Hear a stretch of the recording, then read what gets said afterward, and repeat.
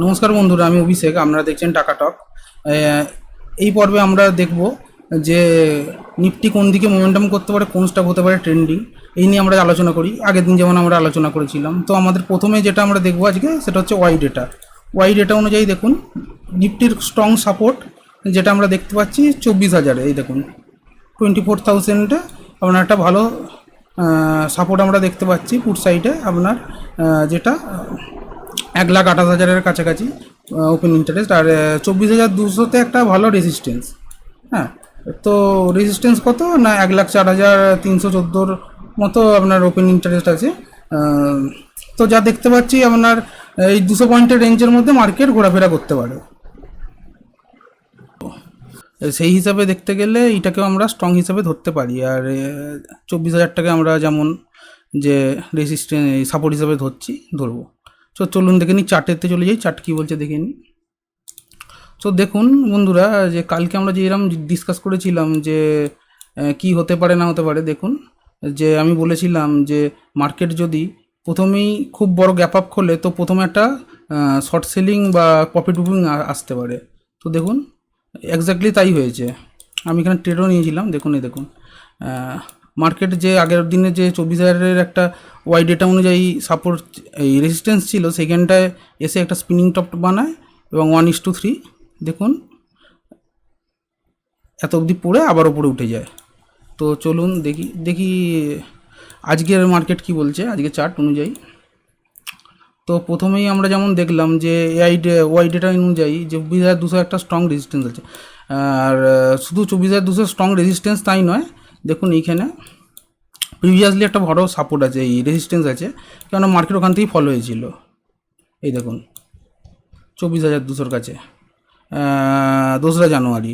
তো এটাকে আমরা মেজর রেজিস্ট্যান্স হিসেবেই ধরবো। আর যেহেতু কালকে সেন্সেক্সের এক্সপায়ারি, তাই জন্য আরও এটাকে ধরতে হবে। তো আর এখানে সাপোর্ট দেখতে পাচ্ছেন 24,000-এ আছে।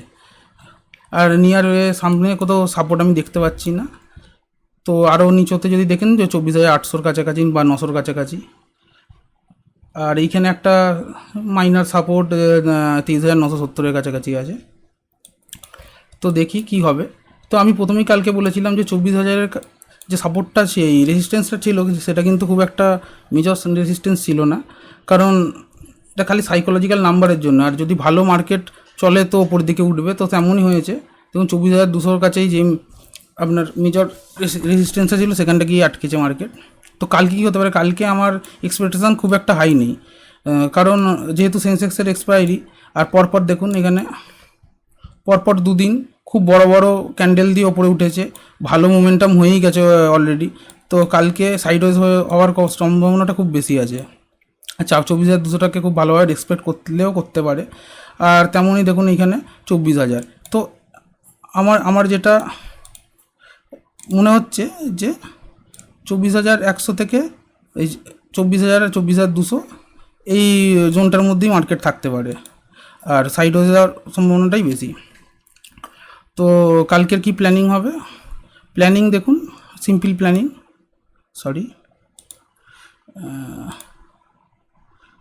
প্ল্যানিং বলতেই দেখুন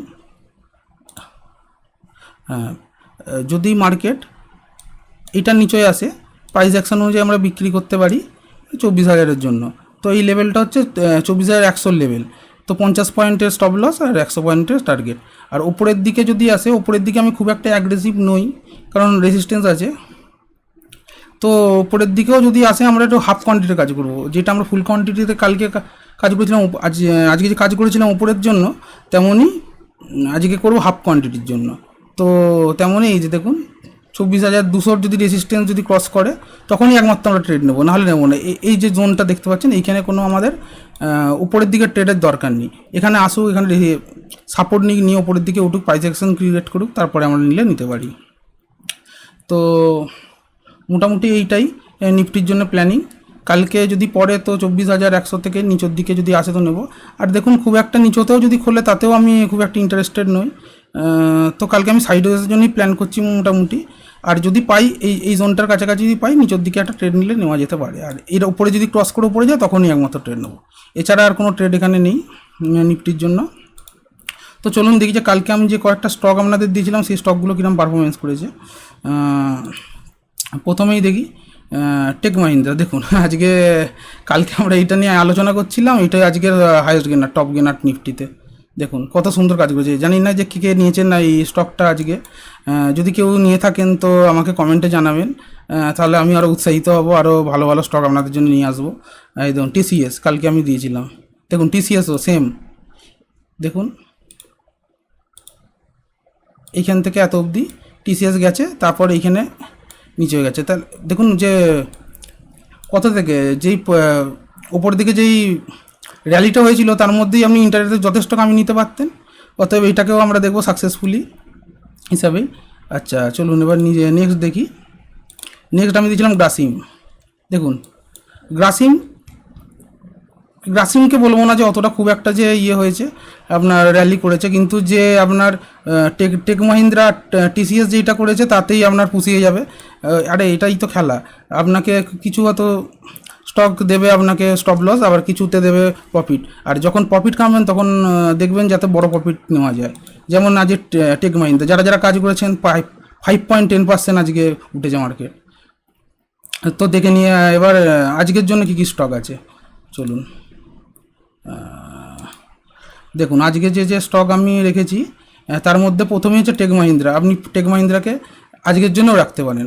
কী করবেন দেখুন, এইটার ওপরে যদি কখনো ক্রস করে 1389 ওপরে, তখনই আমরা ট্রেড নেব। খুব বেশি গ্যাপ আপ বা গ্যাপ ডাউন করলে আমরা ট্রেড নেব না। আচ্ছা এবার দেখে নিই। নেক্সট হচ্ছে আমি যেটা পিক করেছি আপনার জন্য ব্রিটানিয়া হচ্ছে সেল সাইডের স্টক। এটাও দেখুন মার্কেট পরপর যে র্যালিটা দিয়েছিল, দেখুন পরপর যে র্যালিটা দিয়েছিল এটা থেকে এই প্রথম একটা বেন্ড হয়েছে।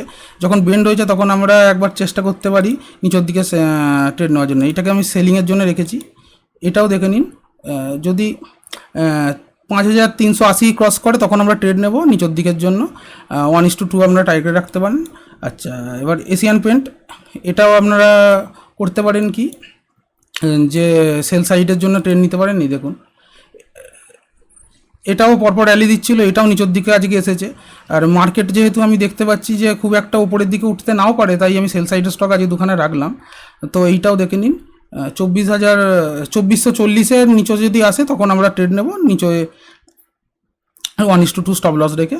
দেখুন আপনাদের কাছে যা সিস্টেম আছে সেই অনুযায়ী ট্রেড নেবেন, নতুন কোনো সিস্টেমের দরকার নেই। আমি আপনাকে স্টকটা বলছি, পিক করা শিখুন, তারপরে দেখবেন যে যখন আপনি পিক করতে পারবেন তখন নতুন কোনো আমি নিজেই হয়তো নতুন কোনো সেট আপ দিলাম, তখন সেটাতেও কাজ করতে পারেন। এবার দেখে নিই নেক্সট যে স্টক সেটা আমি রেখেছি হিরো মোটোকপটা রেখা হয়েছে বাইংয়ের জন্য।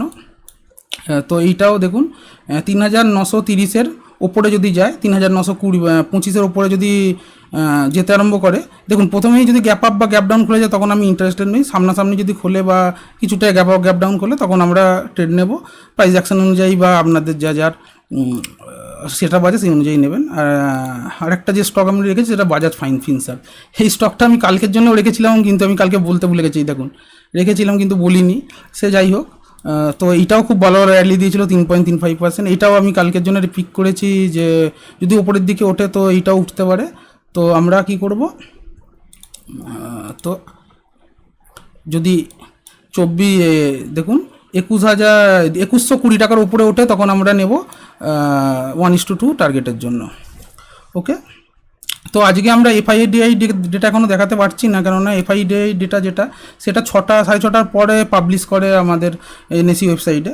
তো এখন এটা দেখতে পাচ্ছি না, কিন্তু যেটা মনে হলো সামারি যদি আমি করি তো দেখুন নিফটিতে আমি খুব একটা বড় কিছু দেখতে পাচ্ছি না এখন। তবে হ্যাঁ হতেই পারে, হওয়ার জন্য সেটা আমরা প্রস্তুত আছি। ওপরের দিকে যদি আমরা র্যালি যদি দেখতে পাই তো আমরা কি করব, 50 পয়েন্টের এই যখন এইটার উপরে যদি যায়, তখন এই জায়গাটা পুরো জায়গাটাই একটা বাজে জায়গা। এইখানটা বেশিরভাগ সময় কি হয় যে মার্কেট দাঁড়িয়েই যায় এসে, কেননা পরপর দুদিন র্যালি দিয়েছে, সামনে এক্সপায়ারি, উপর দিকেও উঠবে কল বেচে বসে আছে, নিচের দিকেও কল বেচে বসে আছে। তো মিডিলেই যদি ক্লোজ হয় তো অবাক হওয়ার কিছু নেই। তো আমরা যেটা সামারি করলাম, এই 24,200 ওপরে যখন উঠবে তখন যদি আমি প্রাইস অ্যাকশন ভালো দেখি তখন 50 পয়েন্টের স্টপ লস রেখে 100 পয়েন্টের জন্য টার্গেট নেব। এই জায়গাটা কোনো ট্রেড করবো না। আর নিচের দিকে যদি নিচের দিকে যদি ট্রেড পাই তো নেব।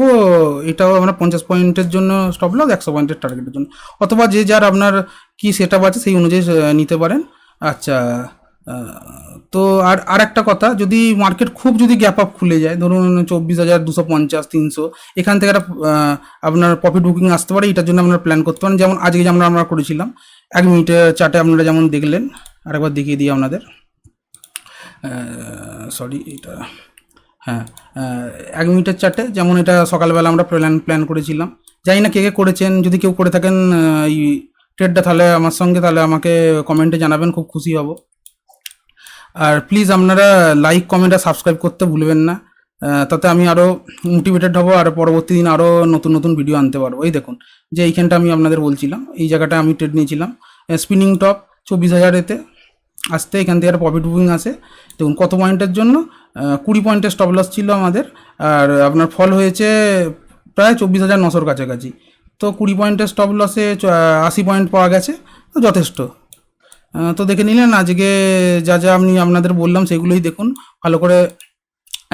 যদি না বুঝতে পারেন আরেকবার দেখবেন, আর কিছু কিছু পয়েন্ট আপনারা নোট করতে থাকুন, তবেই আপনারা পরবর্তীকালে নিজেরাও অ্যানালিসিস করতে পারবেন আর মিলিয়ে নিতে পারবেন আমি কীরকমভাবে অ্যানালিসিস করছি। আচ্ছা, ধন্যবাদ। আপনারা যদি ভালো লাগে তো লাইক, কমেন্ট, শেয়ার এবং সাবস্ক্রাইব করতে ভুলবেন না। আচ্ছা, থ্যাংক ইউ, বাই।